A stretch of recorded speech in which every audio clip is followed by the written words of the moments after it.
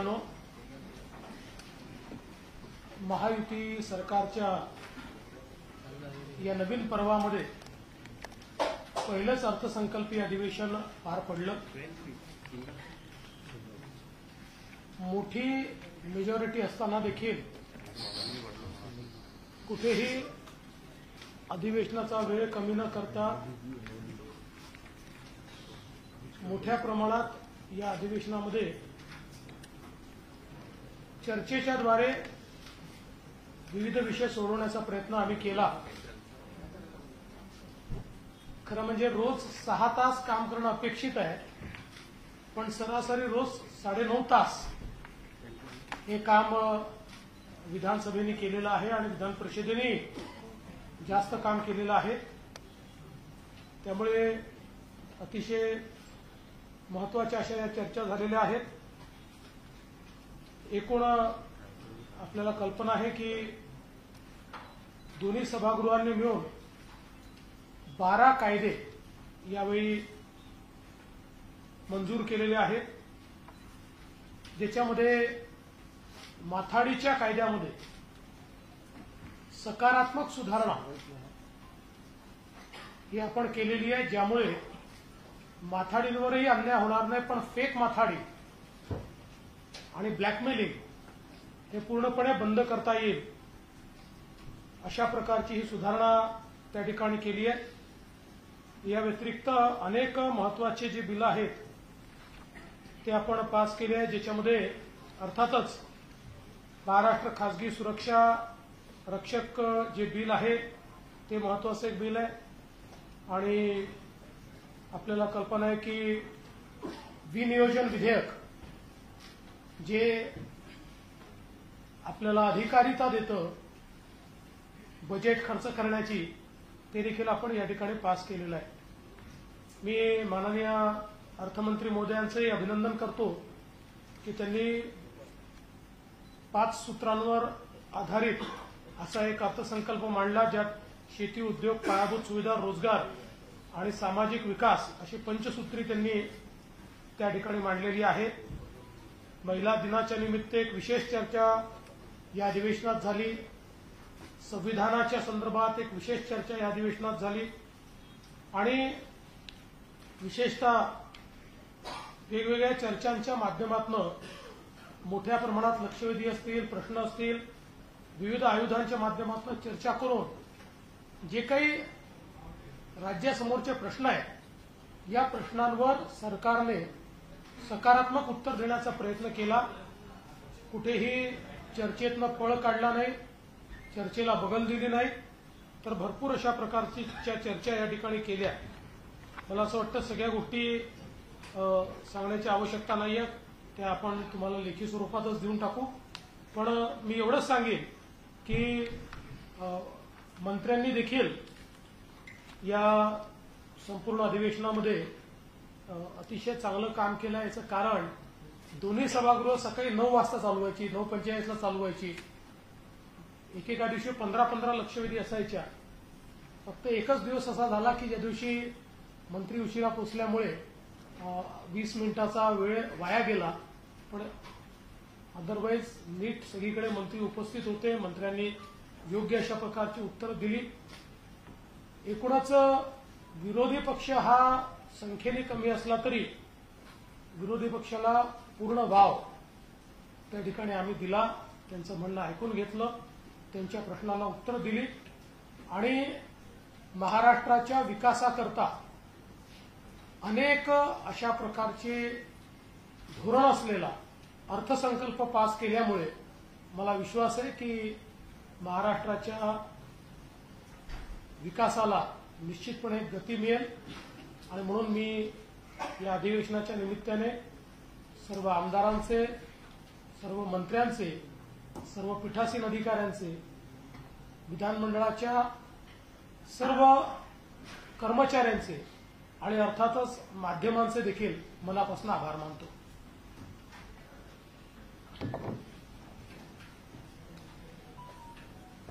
सगळ्या पत्रकारांचं मनापासून स्वागत। मुख्यमंत्री महोदयांनी अधिवेशनाच्या बाबतीत, कामकाजा बाबतीत माहिती दिली आहे। हे महायुती सरकारचं दुसऱ्या इनिंग मधलं हे पहिलंच बजेट सेशन आहे आणि या अर्थसंकल्पामध्ये देखील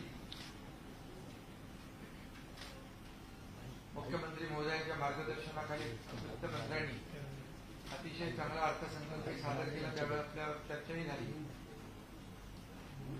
सर्व योजना, विकास प्रकल्प, कल्याणकारी योजना सगळ्या सुरू ठेवून कुठेही अर्थव्यवस्था बिघडू दिली नाही, नियमांचं पालन काटेकोर केलं। आम्ही जीडीपीच्या 25%च्या आतमध्ये 18.35 आपण 17.5% आम्ही जे कर्ज आहे त्याच्यामध्ये आहोत। FRBMच्या 3% आत आहोत। 2.76 असेल।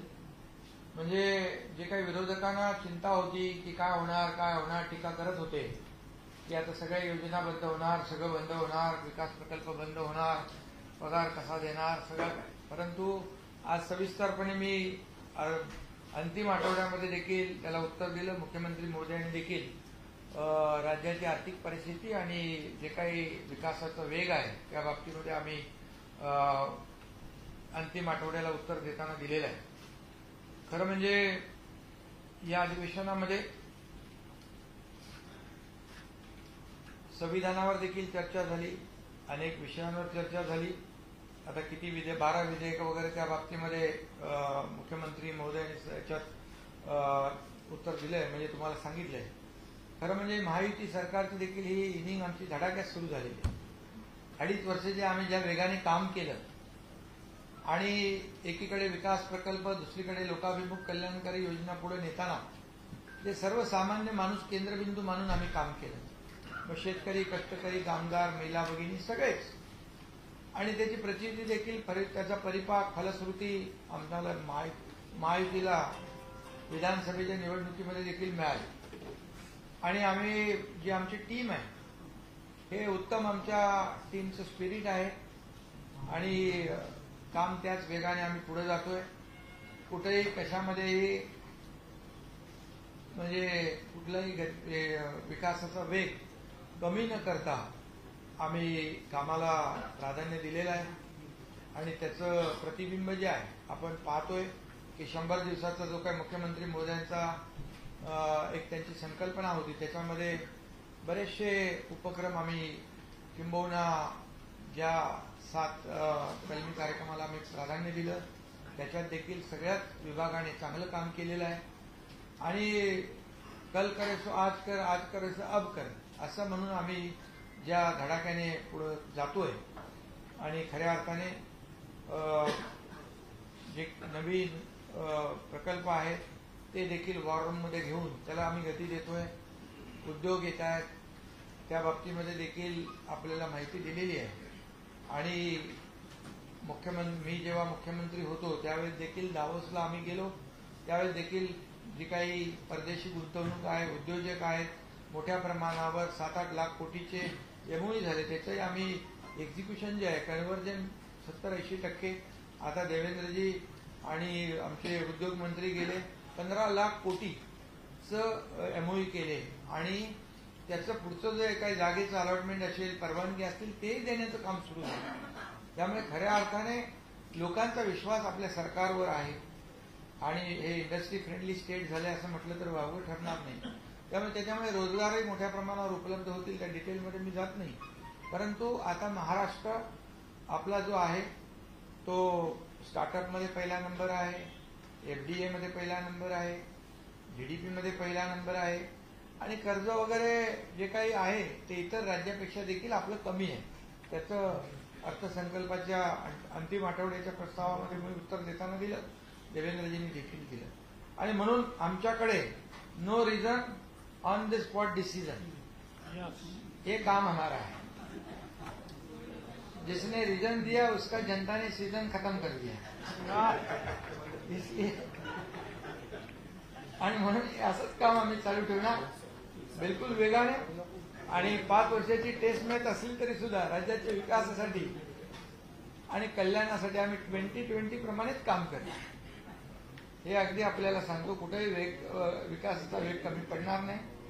आणि मग मला वाटतं जास्त काय मी बोलत नाही, परंतु विरोधक कमी संख्येने असले तरी सुद्धा याचा उल्लेख मुख्यमंत्री महोदयांनी केला आहे, तरी सुद्धा आम्ही त्यांना कमी लेखत नाही, त्यांना अंडर एस्टिमेट आम्ही करत नाही. पण आमची भावना आणि भूमिका अशी होती की त्यांनी सभागृहात येऊन सभागृहामध्ये या महाराष्ट्रातल्या जनतेच्या प्रश्नांना वाचा फोडली पाहिजे होती. शेतकऱ्यांचे विषय असतील, इतर जे काही ज्वलंत विषय आहेत त्या बाबतीमध्ये सभागृहात येऊन चर्चा करायला आणि त्याला उत्तर द्यायला आमचं सरकार तयार होतं. परंतु त्यांनी पायऱ्यावरच ते सगळं आंदोलन करण्यामध्ये धन्यता मांडली.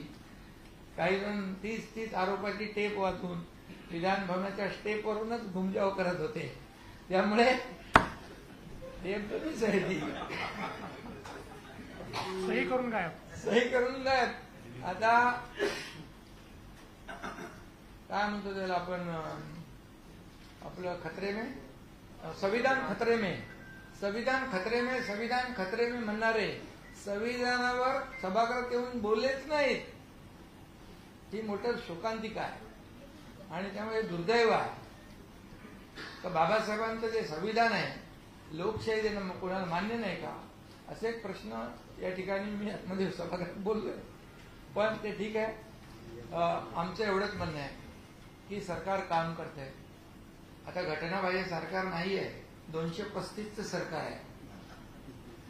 आणि आम्ही जे बोललो होतो मी पहिल्या भाषणात, तुम्हाला आठवत असेल, माझ्या बाजूला देवेंद्रजी बसले होते. बोलले आम्ही असं काम करू की आम्ही दोघं मिळून 200 पार करू. आता 200 पार करून 235 वर गेलो. आता तरी त्यांनी डोळे उघडायला पाहिजे आणि सरकारकडून कामं करून घेतली पाहिजे. जनतेची, सर्वसामान्य लोक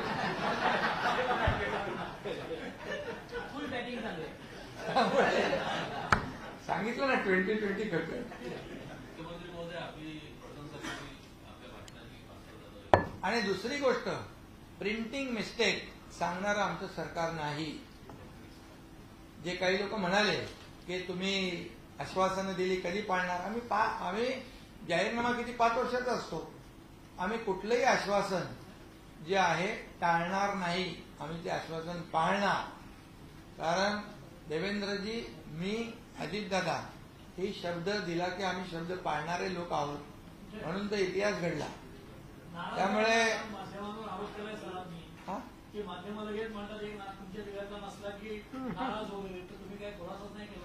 कुठला नाराज कोण आहे? अरे बाबा, दादा सांगून गेले मुख्यमंत्र्यांना. दादा मुख्यमंत्र्यांना सांगून गेले मगाशी. आणि तुम्ही तर असं करता जसं मी गावी गेलो की नाराज, दिल्लीला गेलो की नाराज, आणि गंभीर झालो की गंभीर झाला नाराज. अरे आता काय करायचं. आणि म्हणून तुम्हाला सांगतो, आम्ही काही नाराज वगैरे नाही. कोणी किती प्रयत्न केला, विरोधकांनी देव पाण्यात बुडवून ठेवले की काहीतरी होईल, काही होणार नाही.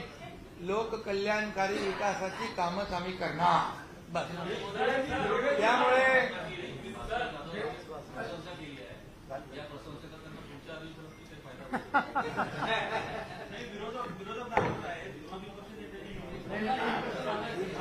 भास्कर जाधवांनी जी प्रशंसा केली त्याबद्दल त्यांचे आभार मानतो.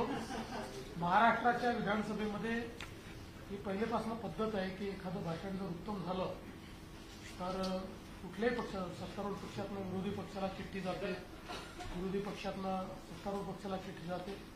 माझी पण सवय आहे, एखाद्या जर विरोधी पक्षाच्या सदस्याने चांगलं भाषण केलं तर मी चिठ्ठी पाठवतो त्यांना की तुमचं भाषण चांगलं झालं.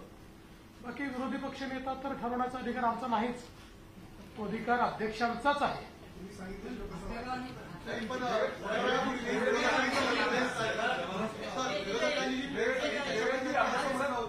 आणि शेकापचे फक्त 7 आमदार असताना ही काँग्रेस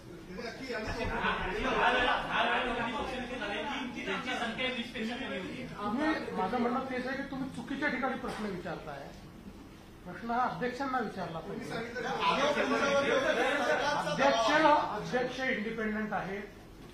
अध्यक्षांवर सरकारचा कुठलाही दबाव नाही.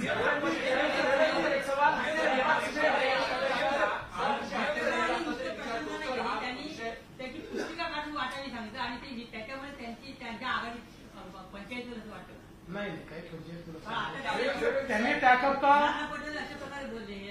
नाही त्यांनी त्याकरता हे सांगितलं की त्यातला राजकीय भाग काढून टाका, म्हणजे जो त्यांना अडचणीचा आहे तो काढून टाका आणि बाकी भाग ठेवा.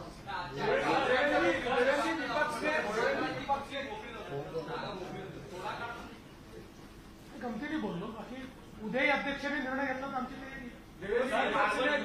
बोला कि पूरा अधिवेशन सिर्फ कब्र से लेकर कामरा तक ही रह गया और जानबूझ के डाइवर्ट करने के लिए इस तरीके के मुद्दे लाए गए सरकार की तरफ से. देखिए, रोज 6 घंटा काम करना चाहिए, रोज 9 घंटा काम किया. इतनी सारी चर्चाएं की, किसानों पर चर्चा हुई, कामगारों पर चर्चा हुई, माथाड़ी का बिल हुआ, बजट पर चर्चा हुई. अब उनके दिमाग में कब्र और कामरा ही होगा, तो हम क्या कर सकते हैं? उनके दिमाग में उतना ही जाता है, उनको उतना ही दिखता है. हमारे लिए तो कब्र और कामरा से ज्यादा 13 करोड़ महाराष्ट्र के लोग ये महत्व के, इसलिए उनके हित के निर्णय हमने लिए. अनेकांनी चिंता व्यक्त केली जी संख्या आहे लक्षवेधीची वाढती आहे, तर पुढच्या ज्या गटनेत्यांची बैठक असेल किंवा पीएससीची बैठक असेल, काय याच्यावर चर्चा करून काही कमी याच्यामध्ये लक्षवेधी वाढल्या तरी हरकत नाही आहे. फक्त आम्ही अध्यक्षाला ही विनंती केली आणि पुन्हा एकदा करणार आहोत अध्यक्ष आणि सभापतींना की निकषात बसणाऱ्याच लक्षवेधी चर्चेला आल्या पाहिजे, निकषाच्या बाहेरच्या येऊ नये. की अशा पद्धतीने ज्या लक्षवेधी जात आहेत त्याच्यामध्ये काहीतरी वेगळ्या गोष्टी होत्या असं रेकॉर्डवर देखील ते आज बोलले, त्याबद्दल नेमकं मला असं वाटतं की बिना पुराव्याचं असं बोलणं योग्य नाही आहे. पण हे देखील खरं आहे की याच्यामध्ये जर आपल्याला कुठलंही उलटसुलट काम होऊ नये असं वाटत असेल तर निकषातल्याच लक्षवेधी जर घेतल्या, आमदार जाऊन खूप आग्रह करतात आमचे की अध्यक्षांचा नाईलाज होतो, त्यांना घ्यावे लागतात. पण एकदा सगळ्यांनी मिळून जर ठरवलं की निकषाच्या बाहेर फार जायचं नाही तर मला असं वाटतं की कुठलीही गडबड मध्ये होऊ शकते. कसं आहे का जनता पुढे लागलो पुस्तक तर नियमात किती आहेत आणि समजा 500 लावलाय तर तुम्ही फक्त लक्षवेधीवर घेऊन चर्चा करणार का आणि कायद्यावर 2 मिनिटं करणार? असं नाही आहे. लक्षवेधीवर ज्या चर्चा झाल्या त्या ऍडिशनल टाइम मध्ये झालेल्या. तुम्ही जर मॅक्सिमम सकाळी 18 दुपारी 30 या संख्येने ठेवलं नाही असं नाही आहे. तुम्ही जर बघितलं तर मॅक्सिमम या ऍडिशनल ज्या सकाळी विशेष सत्र आहे त्या सत्रात ठेवल्या. दुपारी पण ज्या केल्या त्याच्यामध्ये वेळेची मर्यादा पाळत 1 किंवा 2 प्रश्न. आता काय नवीन सदस्य आहेत, पहिलं अधिवेशन आहे, सदस्यांची अपेक्षा असते की आमच्या मतदारसंघात काही ना काही आम्हाला मांडता आलं पाहिजे, त्याकरता त्यांनी अकोमोडेट केलं. पण याचा अर्थ कायद्यांची चर्चा थोडी तरटेल केली. सगळे कायदे चर्चेने पास झाले. बिना चर्चेचा कुठला कायदा आला सांगा? सगळ्या जे होते ना प्रस्ताव पहिल्या आठवड्यापासून ते सत्ताधारी असेल किंवा विरोधक असेल सगळे प्रस्ताव कसे नाही. याचं प्रमुख कारण काय आहे की हे अधिवेशन बजेट अधिवेशन आहे, खातेवार चर्चा होते. त्यामुळे ती खातेवार चर्चा त्याच्या दिवशी संध्याकाळपर्यंत आणि चर्चेचे दिवस फिक्स्ड आहे. मंगळवारचा सत्तारूढ पक्षाचा, गुरुवारचा विरोधी पक्षाचा, त्याच मंगळवारी खातेदार निहाय चर्चा असते. आता या चर्चेपेक्षा खातेनिहाय चर्चेला प्रेसिडेन्स आहे. ती रात्री 10 वाजेपर्यंत चालली तर ही चर्चा बाजूला. हे आज नाही, आता तुम्ही सगळे लोक 25-25 वर्ष कव्हर करताय. प्रत्येक बजेट अधिवेशनात हेच होतं. ज्या दिवशी चर्चा असते मंगळवारी किंवा गुरुवारी, जर खातेनिहाय चर्चा आली मागण्यांची किंवा पुरवणी मागण्यांची तर त्या दिवशी कधीच ही चर्चा होऊ शकत नाही. ती पाहिलं खून शेवटीच होती.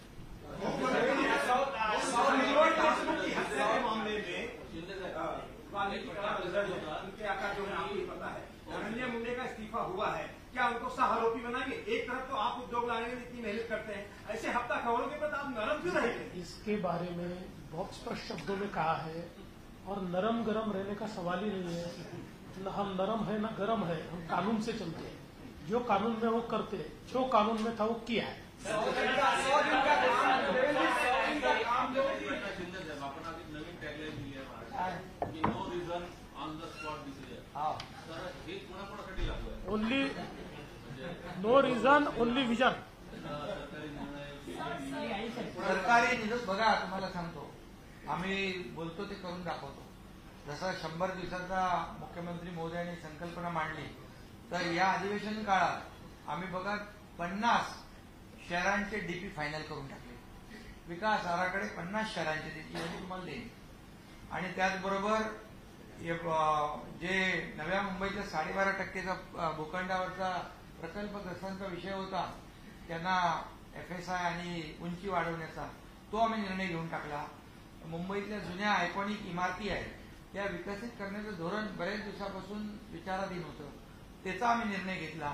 सगळ्यात महत्वाचं म्हणजे एअरपोर्ट फनेल झोनमध्ये ज्या इमारती रिडेव्हलपमेंटला राहिलेल्या आहेत, तोही आम्ही निर्णय घेतला. म्हणजे ऑन द स्पॉट डिसिजनसाठी सांगतो तुम्हाला. आणि मुख्याधिकारी संवर्गातील 105 मुख्याधिकाऱ्यांची पदोन्नती पण करून टाकली. आणि बाकी इतर जे 7 कलमे आपल्या हे आहे जे 100 दिवसाचं, त्याच्यामध्ये लोकांना त्या भागामध्ये जिल्हाधिकारी असतील, जिल्हास्तरीय अधिकारी असतील, ते भेटण्याचं काम, त्यांना न्याय देण्याचं काम, हे सगळ्या गोष्टी ज्या आहेत जात पडताळीचं आणि ऑनलाईन करून टाकलं. आणि ताबडतोब घर बसल्या. आणि अशा सगळ्या योजना ज्या आहेत, सातबारा केला, गुजरातला ते तुम्ही केलं ना, आता जिवंत सातबारा केला, जिवंत सातबारा ऑन दी स्पॉट डिसिजन.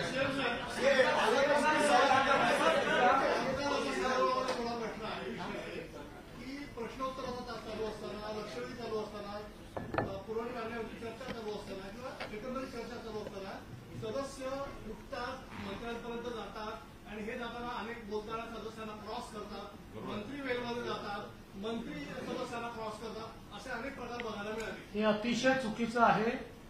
शिस्त पाळली गेली पाहिजे. मला स्वतःला फार त्रास होतो, यांनाही होतो. आम्ही बसले असतो, भाषण करायचं असतं आणि इतके सदस्य येऊन तिथे सह्या घेतात, त्यामुळे याच्यावर निर्बंध आला पाहिजे. मला हे अगदी मान्य आहे की चुकीचं करूया.